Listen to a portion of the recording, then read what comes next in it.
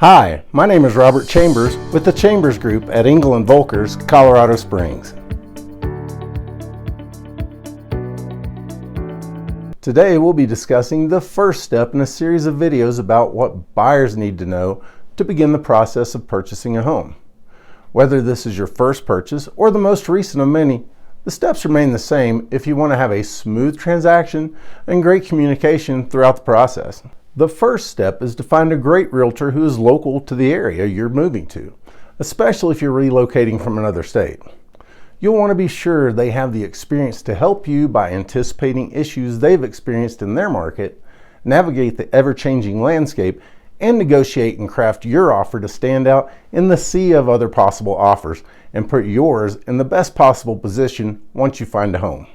You may be thinking, shouldn't I talk to a lender first?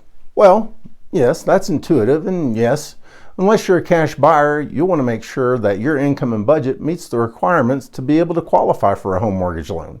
However, in my opinion, I think referrals are most often the best source of locating a reliable vendor to help you with just about any job you need done, whether it's a roofer, a plumber, or especially a lender. An experienced realtor will be able to provide a short list of the top people they often work with. Then you can call and interview them and find the best match for you.